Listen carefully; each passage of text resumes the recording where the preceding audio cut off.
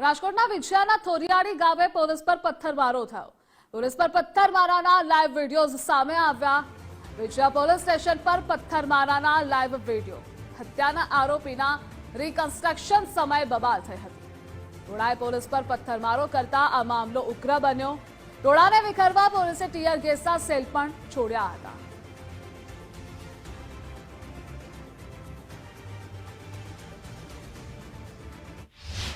ગઈકાલના રોજ Vinchhiya police station ઉપર પથ્થરમારો કરવામાં આવ્યો હતો અને પોલીસ ઉપર પણ પથ્થરમારો કરવામાં આવ્યો હતો।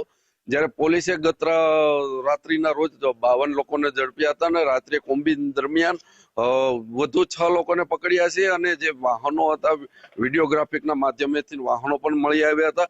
એ વાહનો ડિટેન કર્યા છે અને સાથોસાથ પોલીસ તમામ પ્રકારના ફૂટેજો વિડીયો ફૂટેજ એકત્રિત કરી રહી છે અને વધુમાં વધુ લોકોની ધરપકડ થઈ શકે તેવી શક્યતા છે।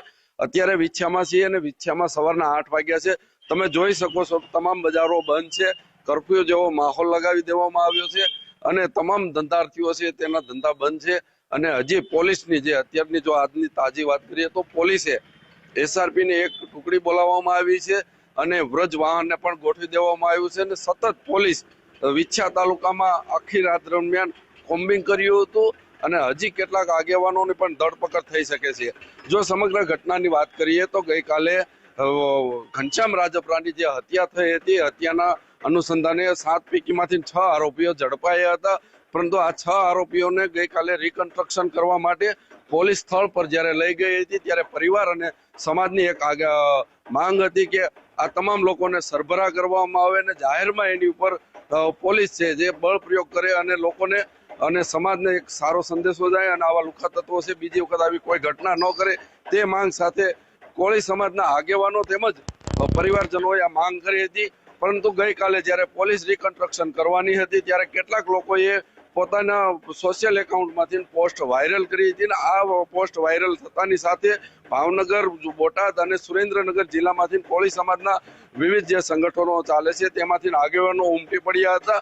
ત્યારે 12,000 કરતા પણ વધારે લોકોની જનમેદની જે છે એ ટોળા રૂપી વિછિયા ખાતે ભેગી એકત્રિત થઈ હતી ને એમાંથી જ્યારે પરિવાર અને સમાજની માંગ છે એ પોલીસને ન સંતોષતા પથ્થરમારો કરવામાં આવ્યો હતો। તેમાં 3 કરતા વધારે પોલીસ કર્મીઓ ઘવાયા હતા। પરંતુ જે રીતના મીડિયા પાસે માહિતી મળી રહી છે અનેક પોલીસ કર્મીઓ ઉપર પથ્થરમારો કરવામાં આવ્યો હતો અને કાયદેસરનો જે વિડીયો ફૂટેજ અત્યારે સામે આવી રહ્યા છે તેમાં વિછિયા પોલીસ સ્ટેશન ઉપર પથ્થરનો વરસાદ થતો હોય તેવું નજરે દેખાઈ રહ્યું છે।